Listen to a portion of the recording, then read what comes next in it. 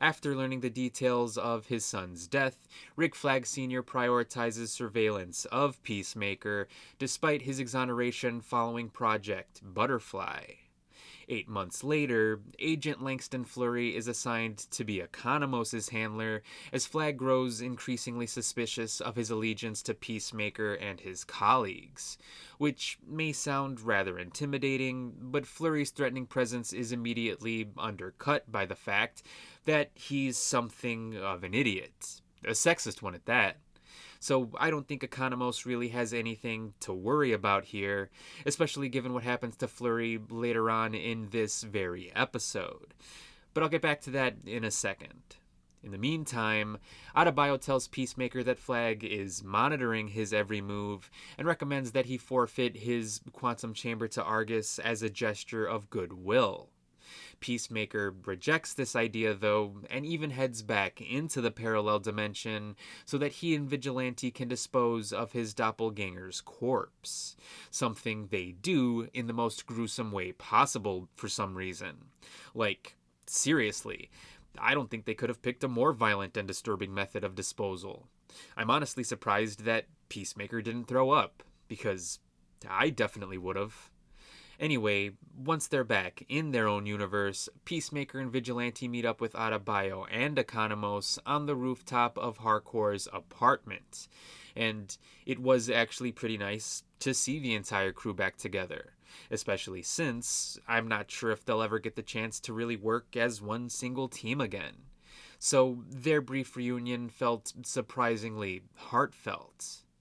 However, as Peacemaker is distracted with his friends, Rick Flag sends Agent Fleury and his team into Peacemaker's home.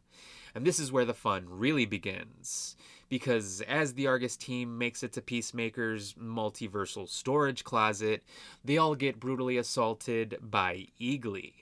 Yes, Eagly comes in and fucks up an entire mercenary squad, which definitely makes him the MVP of this episode.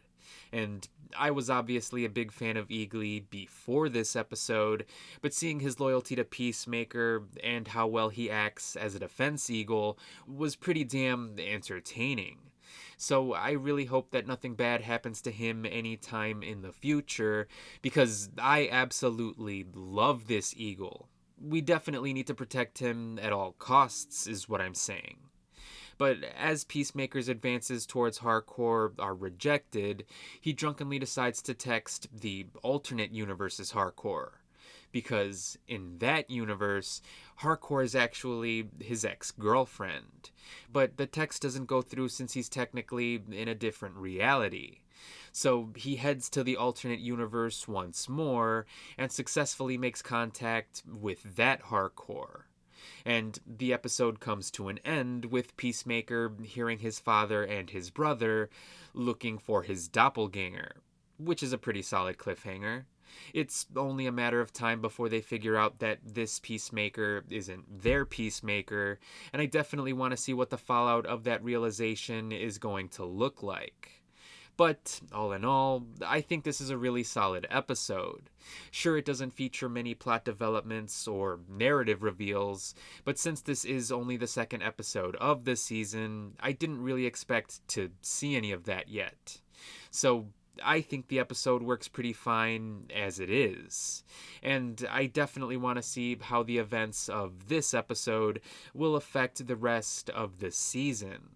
But I guess we'll see what'll happen on the third episode of Peacemaker Season 2 once it gets released on Thursday. Until then, be sure to let me know what you thought about this episode. And as always, thanks for watching.